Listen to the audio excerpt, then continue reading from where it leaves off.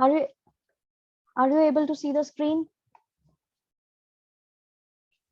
Yes, ma'am. If you have any problem regarding yesterday's topic, you can ask me.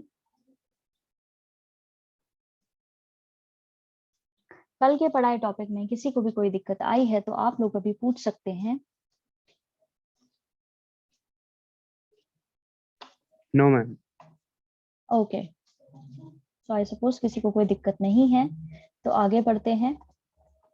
कल हमने यहाँ तक पढ़ा था first function of a constitution is to provide a set of basic rules that allow for minimal coordination among the members of a society.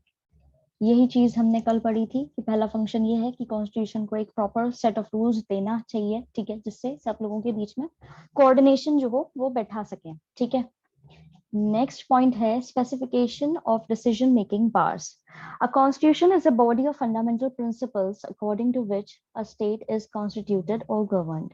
अब यहाँ पर fundamental principles देना भी बहुत जरूरी है किसी भी संविधान के अंदर, जिसके अनुसार स्टेट जो है प्रॉपरली चलाई जा सके, गवर्न करे प्रॉपरली, वो रूल करे और लोगों की भलाई के लिए काम भी करे, ठीक है.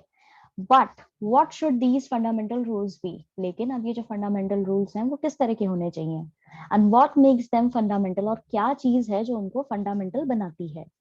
Well, the first question you will have to decide is who gets to decide what the law governing the society should be. तो पहला क्वेश्चन जो उठता है वो ये है कि भाई आपको डिसाइड करना है किसको ये चीज डिसाइड करने का मौका मिले कि लॉ गवर्निंग सोसाइटी जो है वो कैसी होनी चाहिए, किस तरीके की होनी चाहिए, उसके अंदर कौन डिसाइड करेगा क्या चीज होनी चाहिए और क्या चीज नहीं होनी चाहिए, कौन सा रूल होना चाहिए और कौन सा रूल जो है वो सबके भलाई के लिए होगा, ठीक है.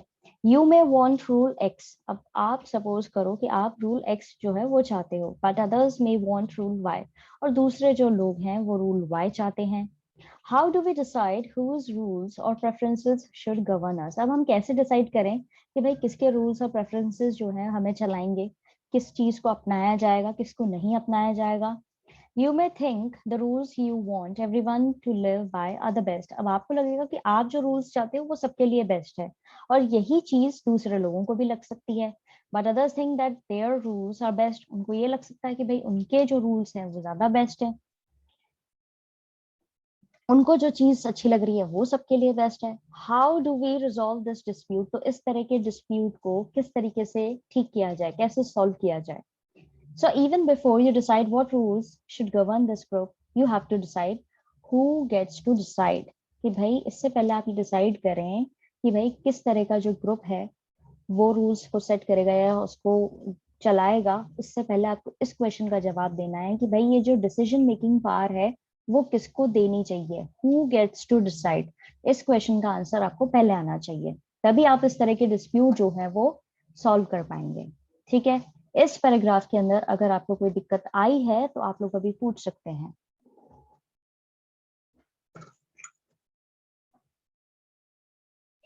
No, ma'am. ओके, बाकी बच्चे ब्लैंक बैठे रहेंगे या वो भी जवाब देंगे.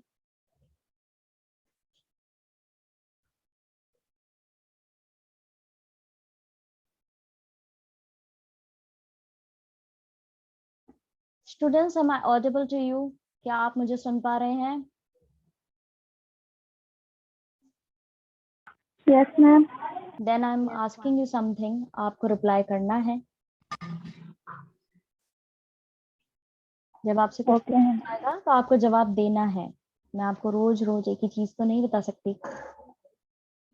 Okay, the constitution has to provide an answer to this question. अब संविधान जो है उसको इस क्वेश्चन का जवाब देना है, ठीक है.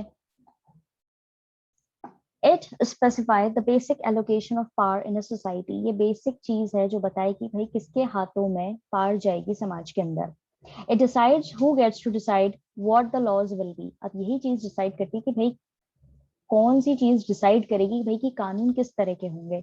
इन principle this question who gets to decide can be answered in many ways. अब ये प्रिंसिपल के तौर पे देखा जाए, उद्देश्य के तौर पर देखा जाए, तो इस क्वेश्चन का जवाब जो है वो कई सारे तरीकों से दिया जा सकता है, ठीक है. इसके जवाब के कई सारे आपको आंसर्स मिल जाएंगे अलग अलग तरीके से. In a monarchical constitution, a monarch decides. अब एक मोनार्कियल कॉन्स्टिट्यूशन जहाँ पे एक रूलर है वो रूल कर रहा है, तो वो डिसाइड करता है कि किस तरह के वहां पे कानून लागू किए जाएंगे. In some constitutions like the old Soviet Union, one single party was given the power to decide. अब जो पुराने तरह के कॉन्स्टिट्यूशन हुआ करते थे जैसे सोवियत यूनियन वाले, वहां पे एक सिंगल पार्टी जो रूलिंग पार्टी होती थी वो डिसाइड करती थी कि क्या यहाँ पे कानून लागू किया जाएंगे. But in democratic constitutions, broadly speaking, the people get to decide. लेकिन एक डेमोक्रेटिक कॉन्स्टिट्यूशन यानी कि एक जनतंत्र पे बेस्ड संविधान जहां पे लागू है, उस तरह के कंट्रीज के अंदर लोग बाग जो है वो खुद ही डिसाइड करते हैं कि किस तरह के कानून बनाए जाएंगे. But this matter is not so simple. लेकिन ये चीज इतनी आसान नहीं है. Because even if you answer that the people should decide, it will not answer the question. लेकिन आप ये चीज बोल दें कि भाई लोग बाग डिसाइड करेंगे कि किस तरह के कानून बनने चाहिए, फिर भी ये चीज जो है, इस क्वेश्चन का जो जवाब है वो इतनी आसानी से मिलता नहीं है.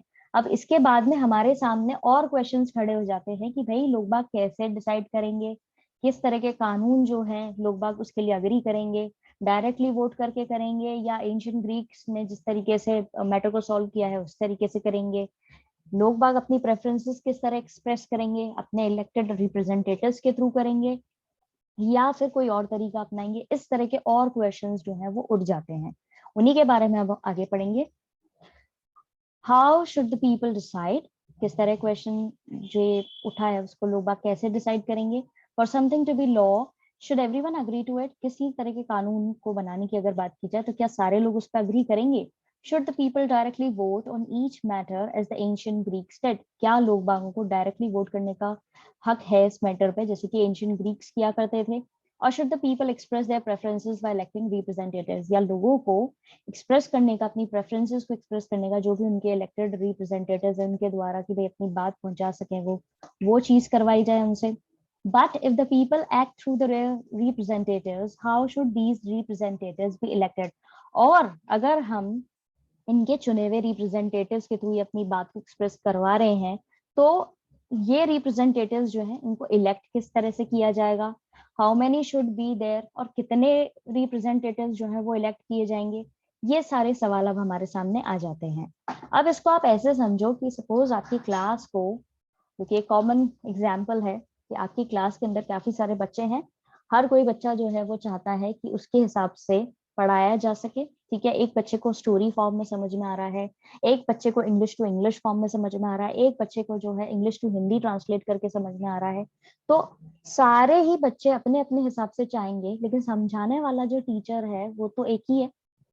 तो अब ये चीज कौन डिसाइड करेगा कि भाई कैसे सारे बच्चों की प्रॉब्लम्स जो हैं वो सॉर्ट की जाए. Do you have any answer of it.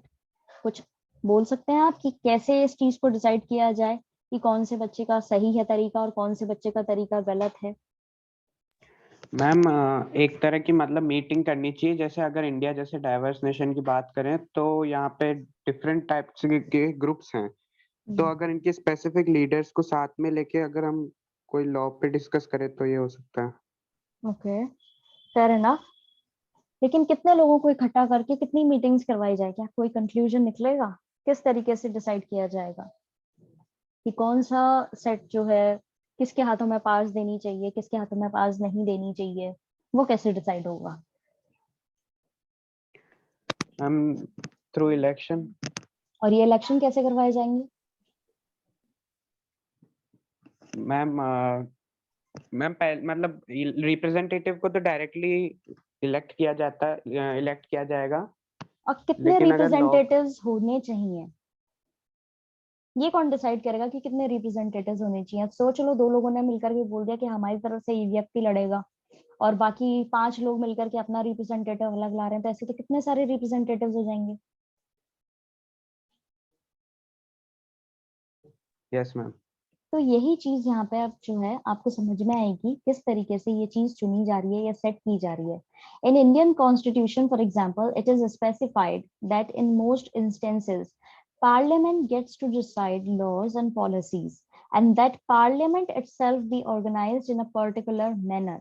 हमारा जो देश का संविधान है, एग्जाम्पल के तौर पे देखिए, क्योंकि जैसे कि आपने बोला यहाँ पे काफी डाइवर्सिटी है, अलग अलग ग्रुप्स हैं, अलग अलग सेक्शंस हैं, अलग अलग कास्ट के लोग हैं, और सब अपने रिप्रेजेंटेटिव्स जो हैं वो चुन करके ले जा सकते हैं और इलेक्शन करवा सकते हैं. लेकिन कितने लोगों को इलेक्ट किया जाए, किस तरीके से ये डिसाइड किया जाए, उस चीज को हमारे संविधान में पहले ही मेंशन कर दिया है, स्पेसिफाई कर दिया है कि पार्लियामेंट जो है वो डिसाइड करेगी कानून कैसे बनाए जाएंगे, पॉलिसीज कैसी बनाई जाएगी, और पार्लियामेंट खुद से इस चीज को ऑर्गेनाइज करेगी प्रॉपरली एक पर्टिकुलर मैनर में. Before identifying what the law in any given society is, you have to identify who has the authority to enact it. पहले से आपको ये पता लगाना पड़ेगा कि भाई क्या कानून है, किसी भी पर्टिकुलर सोसाइटी के अंदर आपको क्या कानून देना है. उससे पहले आपको ये पता लगाना पड़ेगा कि भाई वहां का इंचार्ज, वहां पे अधिकार किसके पास में है इस कानून को लागू करवाने के लिए.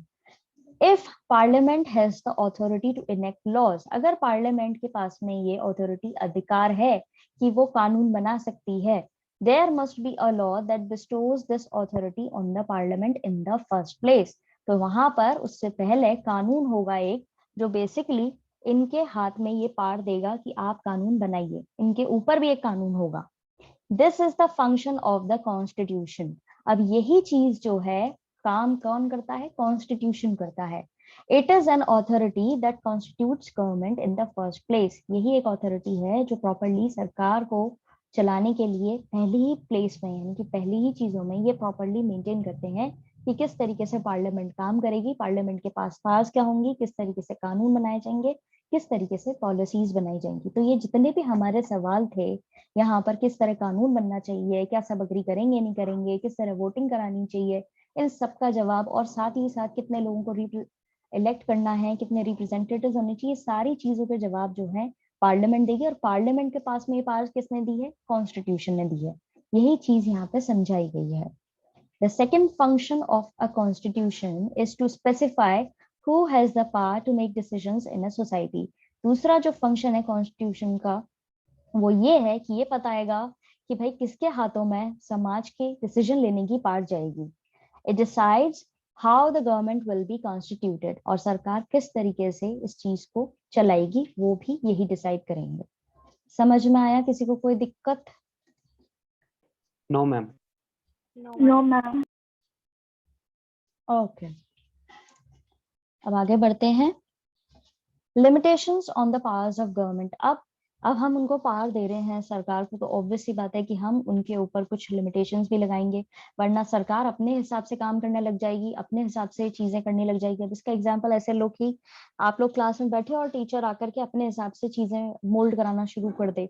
ठीक है, सपोज कि आपको अपने हिसाब से चीजें, अब उनको टीचर के पास में पावर है कि वो बच्चों को अपने हिसाब से पढ़ाए, अपने तरीके से पढ़ाए, उनके बेटरमेंट के लिए काम करे.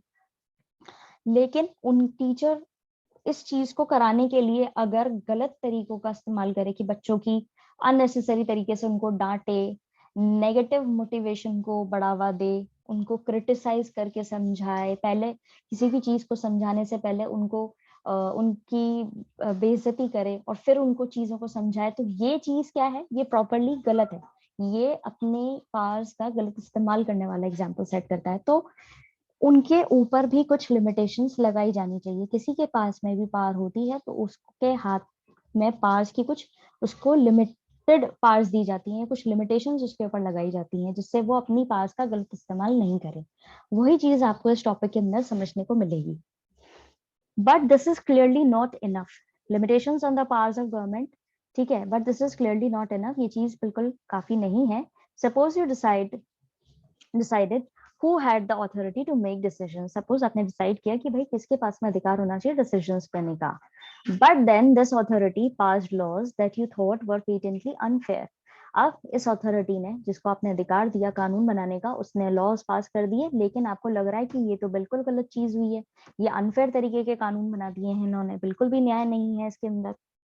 It prohibited you from practicing your religion, for instance. Example के तौर पे समझिए कि इन्होंने जो कानून निकाले हैं उसमें आप अपने रिलीजन की प्रैक्टिस नहीं कर सकते, यानी अपने धर्म से रिलेटेड जो भी चीजें आप करते हैं वो आपको अलाउ ही नहीं है, वो बैन कर दी गई है. और it enjoyed that clothes of a certain color were prohibited. या आपको बोला जाए, इस तरह का कानून बनाया गया है कि इसमें आप किसी एक पर्टिकुलर कलर के कपड़े नहीं पहन सकते, रोक है आपको. or that you were not free to sing certain songs. या फिर आपको बोला जाए कि कुछ पर्टिकुलर गाने जो हैं आप नहीं गा सकते. or that people who belong to a particular group, caste or religion would always have to serve others, या फिर ये कानून बन जाए जिसमें बोला जाए कि पर्टिकुलर इस कास्ट और रिलीजन के लोग जो है वो दूसरों को हमेशा सर्व करेंगे एज अ सर्वेंट की तरह, and would not be allowed to retain any property, और उनको कोई भी प्रॉपर्टी खरीदने का हक नहीं रहेगा। अगर इस तरह के कानून बना दिए जाएं तो क्या वो प्रॉपरली काम करेंगे, क्या वो फेयर रहेंगे? यही चीज जो है आपको आगे जानने को मिलेगी। Exactly. Or that government could arbitrarily arrest someone, or that only people of a certain skin color would be allowed to draw water from wells. या फिर सरकार ऐसे कानून बना दे कि जिसमें आप अपने मनमाने तरीके से कि किसी भी व्यक्ति को अरेस्ट कर लें, ठीक है, या एक पर्टिकुलर स्किन कलर जो है किसी एक व्यक्ति का, वो ही जैसे गोरे लोगों के लिए बोला जाए कि गोरे लोग जो है वही सिर्फ कुएं से पानी निकाल सकते हैं, इस तरह का कानून बना दिया गया। तो ये सब कानून जो बन रहे हैं या एग्जाम्पल आपको दिए गए, कानून बन नहीं रहे, एग्जाम्पल जो दिए गए हैं वो बिल्कुल भी रिलेटेबल नहीं है, सही नहीं है, दे आर टोटली अनजस्ट, ठीक है। You would obviously think these laws were unjust and unfair, आप ऑब्वियसली यही सोचोगे कि भाई ये सारे कानून जो है ये प्रॉपरली नहीं बने हुए, ये अनजस्ट हैं और अनफेयर हैं। And even though they were passed by a government that had come into existence based on certain procedures, there would be something obviously unjust about that government enacting these laws. तो भले ही ये सारे कानून जो है सरकार ने बनाए हैं, जो एग्जिस्टेंस में आई है एक किसी पर्टिकुलर प्रोसीजर के बाद में अपने अस्तित्व में आई है वो सरकार, और फिर भी हमें यही समझ में आएगा कि कुछ ना कुछ उस सरकार के साथ में, या सरकार जो कानून बना रही है उसके साथ में बिल्कुल भी क्या है, ऑब्वियसली अनजस्ट तरीका हुआ है, इनकी पूरी तरीके से वो सही काम नहीं कर रहे हैं। So the third function of a constitution is to set some limits on what a government can impose on its citizen. जो तीसरा फंक्शन होता है किसी भी संविधान का वो ये है कि बेसिकली सरकार के ऊपर कुछ लिमिटेशंस लगाई जाए जिससे वो कुछ भी अपनी मनमर्जी से थोप नहीं सके अपने सिटीजन्स पर। These limits are fundamental. ये लिमिट जो है फंडामेंटल है in the sense that government may never trespass them. और इस तरीके से फंडामेंटल है कि गवर्नमेंट जो है वो कभी भी इन सारी ही लिमिटेशंस को ट्रेस्पास नहीं कर पाए, कभी भी इनको तोड़ नहीं पाए।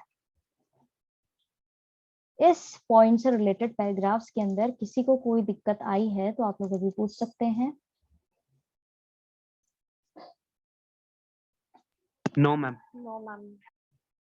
No, ma'am. No problem, ma'am. Okay.